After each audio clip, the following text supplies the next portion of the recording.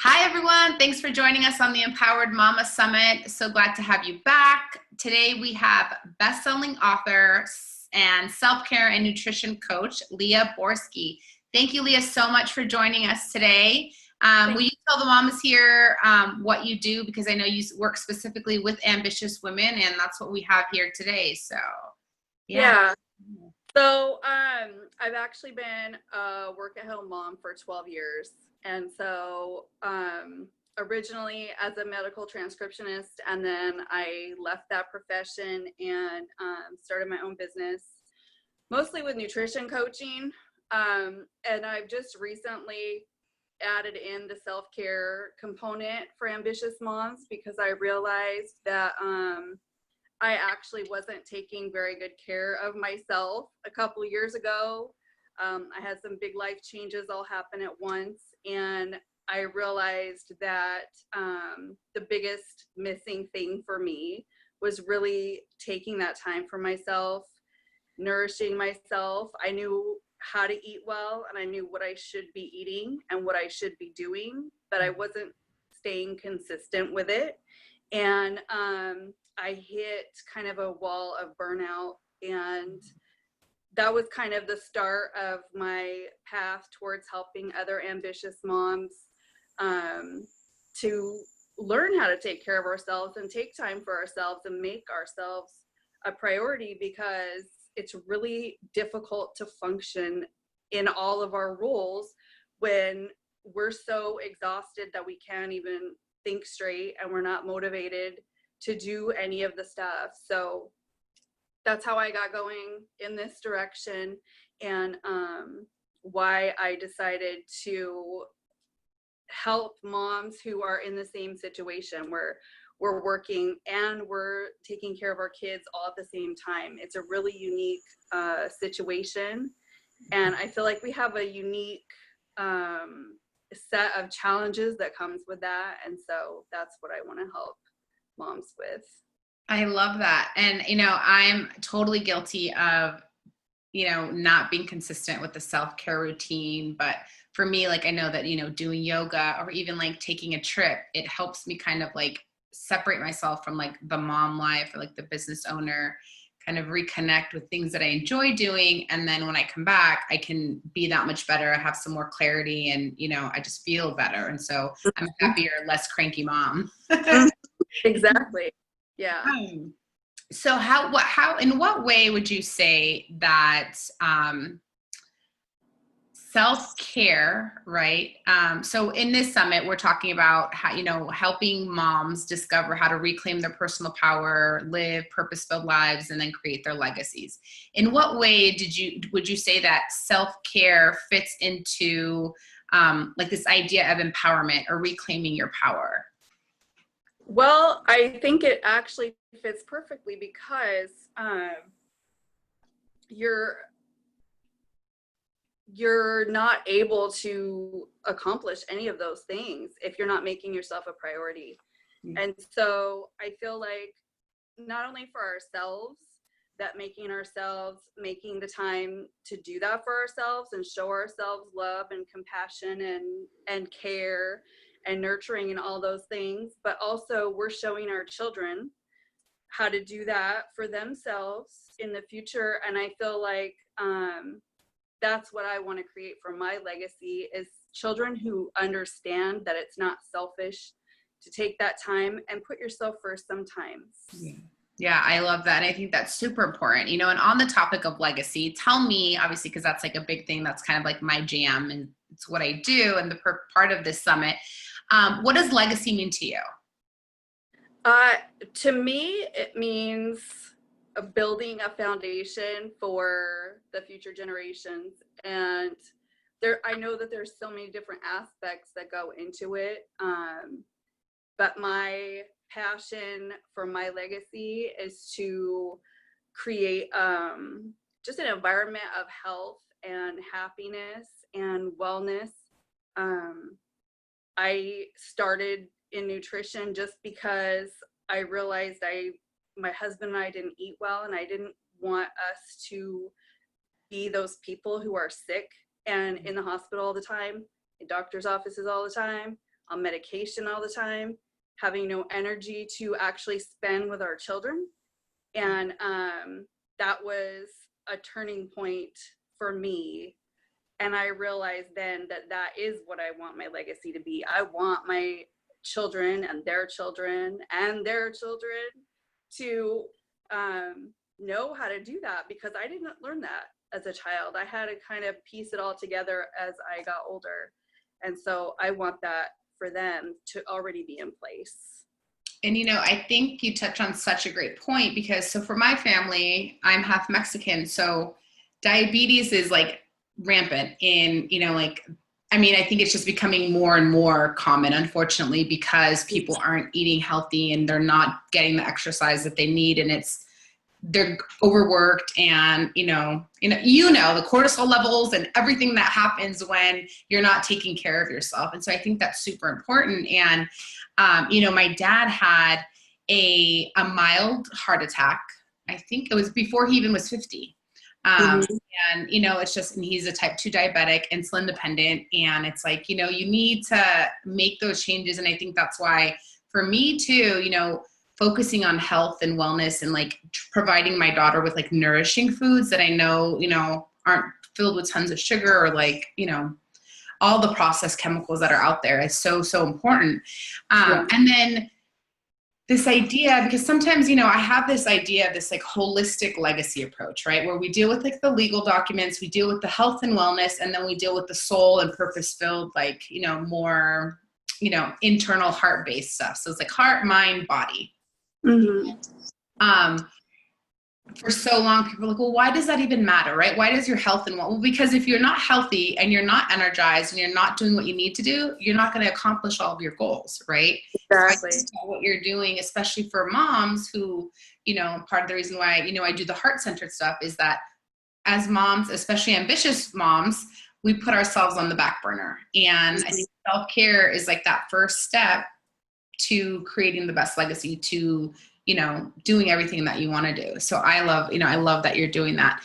Now tell me, so you kind of went from as a medical transcriptionist, is that what you said? Yeah.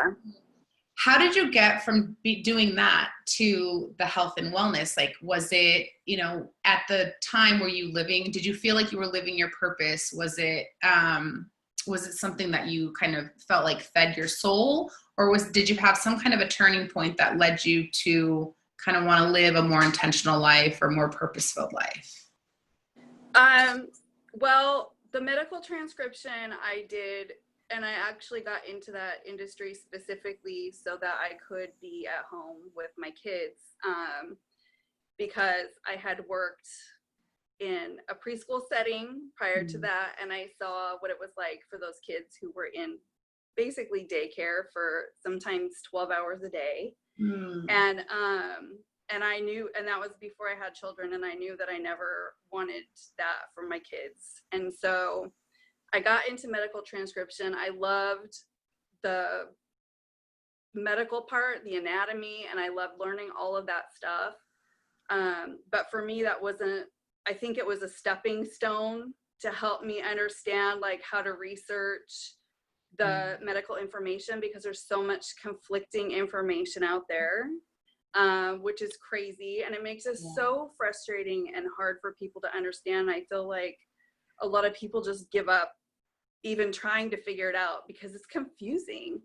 And so the turning point for me was actually, I was typing a report, and it was this patient who the family had to sign a DNR order. And the history of this patient, because the doctors go through all this stuff when they're talking. And so the history of this patient, it was really, really clear that they could have done things to prevent. Like there were things that they could have changed in their lifestyle that they, you know, might have not had that outcome. And so I remember clearly that day I walked into the living room and I was like sobbing, and I told my husband, like, we got to change some things because I'm not going to do that to my kids. And my son was just a baby at the time. And that was like a pivotal moment, I feel like, in my life, because that gave me my purpose for learning that stuff for myself and for my kids. And then it's just grown from there to want to help other moms and other people, because I don't want to see other people struggle with this and deal with that so unnecessarily, you know. And like you said with your dad being sick, my dad died at 52 from a stroke because he did not take good care of himself. You know, and I just don't want that. I want to be around for a really long time, and I want to have the energy and the vitality to actually be able to enjoy my life, not just be here taking up space or have my kids like having to take care of me, you know? Yeah. And, I deal with legal documents. So I deal with healthcare directives, which I'm sure you're familiar with. And it's, people start thinking, they're like, oh, well, I don't want my kids to have to make that decision. Well, if you aren't taking care of yourself and it gets to that point, obviously there's some unforeseen circumstances, but if it's an illness that you develop because there's something that's preventative, like diabetes, it's reversible. Like I was diagnosed as a diabetic when I was 19. And as soon as I found out, I was about 60 pounds heavier than what I am now. And I was 19, I was in college, binge drinking, and I had been tested for diabetes at an early age because it ran so high, it ran in my family. But when I found out at 19 that I was diabetic, I was like, oh no, I'm not going to be on medication for the rest of my life. And so I changed my diet, started exercising, and I was like, I'm going to control this disease with diet and exercise. And I haven't been on medication. I was while I was pregnant, I had to do the insulin because, hormone levels are crazy. There's something that you can't change with that. But I was doing the walking consistently after every meal to limit the insulin that I had to use. But I don't have to be on medication. So I think that eating right and working out is so important because you can literally reverse these diseases or these illnesses that are out there right now. So I think that's super important. And, just kind of the idea of just like helping yourself live longer and in a way that you can be inspirational to your children, and it's like you said, like you and your husband changed your habits. So, your kids would kind of pick those up, right? It's kind of this idea that they do what we do, not what we say, because we can tell them eat your broccoli a million times, but if we're not eating greens, they're going to be like, well, why? And they'll fight us. So, doing kind of, the actions speak louder than words, all of that we kind of work through, but that comes to even taking care of ourselves. So I love that. Tell me a little bit about, you have more than one book, right? I do. Yeah. So tell us a little bit about your books and, Okay. So I actually wrote a cookbook.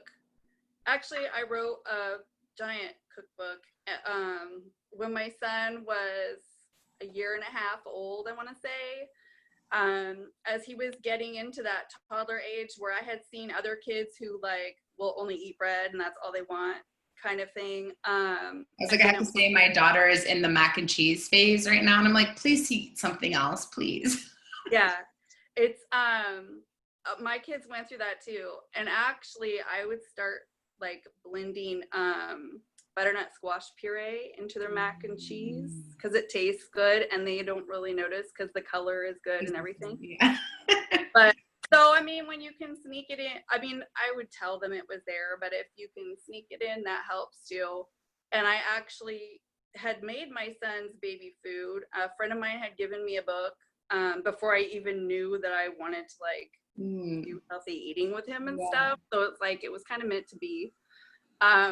But I started making his baby food. And then as he was transitioning,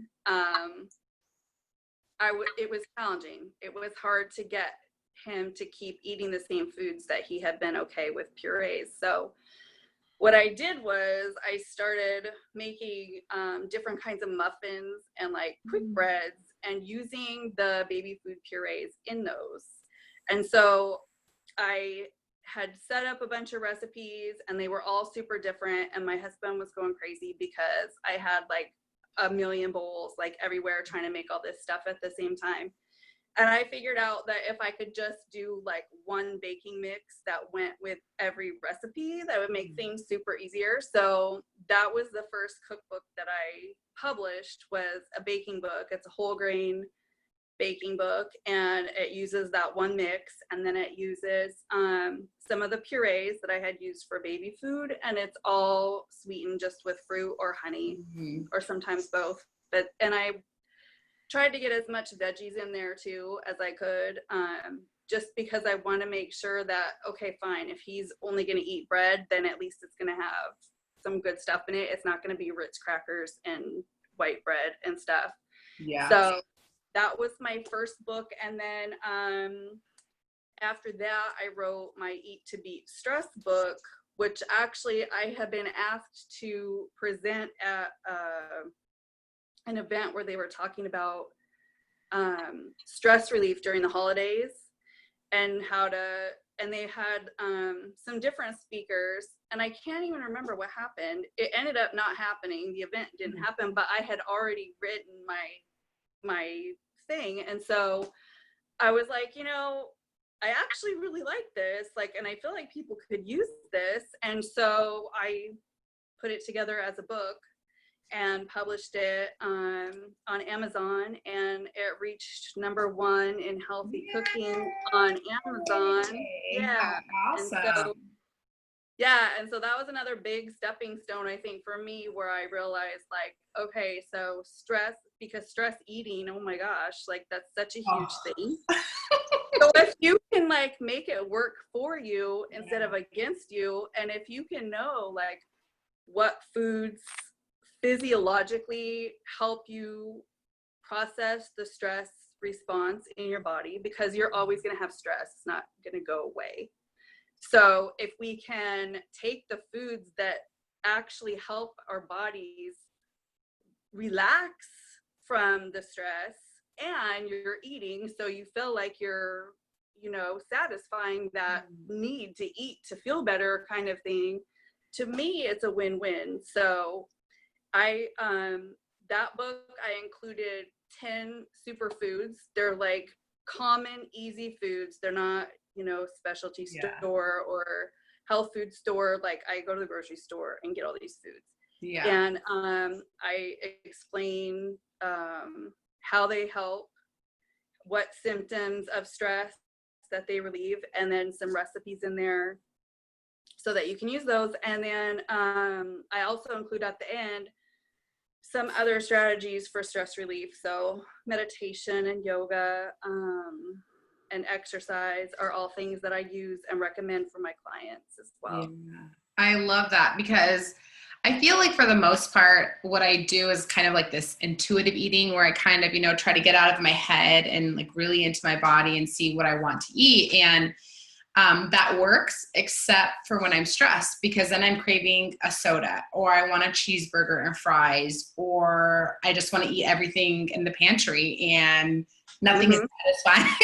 So I'm totally guilty of that, emotional eating. And, I do things to kind of combat it, but it happens. And I think that's such a great option to, or great way to kind of balance it is okay, you're hungry. If you want to eat the entire cabinet, we'll eat these foods because it's going to bring your stress levels down.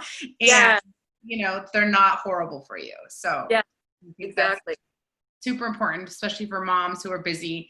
And especially, I think the key too is that we're focused on, especially with this, this summit, is, ambitious women who are trying to balance, their career, their business, or whatever it is that they're doing, and being a mom and being good at that, right? Being the best mom. And so with ambition and motherhood, you get tons of stress. And so nourishment is so important and so key. So if you were to give, so you kind of found your purpose, because through these various seasons of your life, right? The medical transcriptionist, and then into kind of the nutrition coaching and your books and your toddler.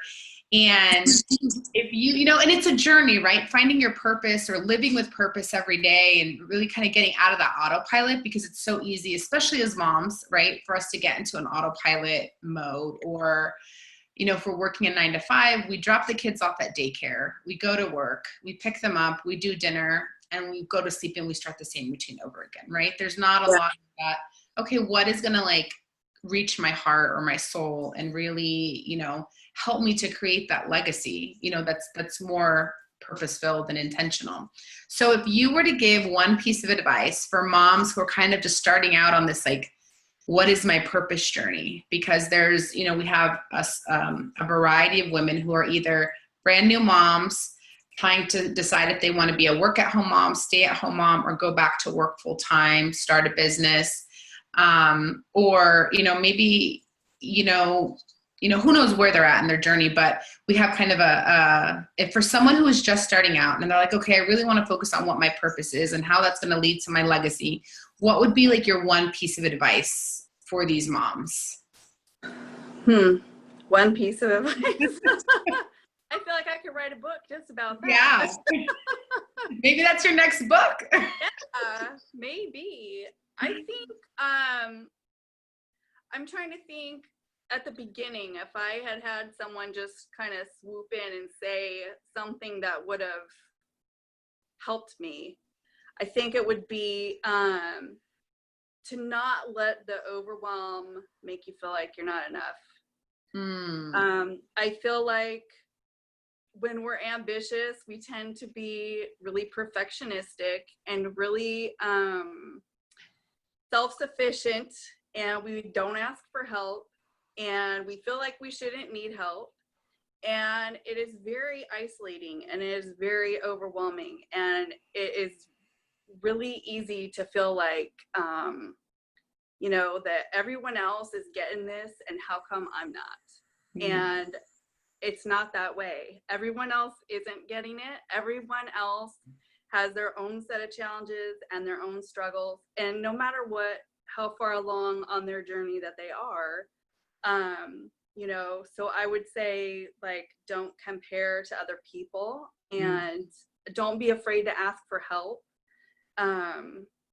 And you are enough no matter what you're doing, as long as you're constantly striving to be your best, regardless of your imperfections or challenges or struggles. You know, we're all enough. Yeah. I love that. And especially, you know, as moms, we're always questioning whether we're doing enough as a mom, and and just knowing that, you know, right as we are and what we're doing, like, it's more than enough for our kids, and making sure that we find that, you know, harmony, I like to say, or balance of taking care of ourselves and our children. Thank you so much for being here. If you guys want to get Leah's books, are they both on Amazon? They are. You know, they're on Amazon. Go grab them. You know, you all can use some stress relieving food. And thank you for joining us. Thank you again, Leah, so much. And we will see you in the next interview. Thanks, guys.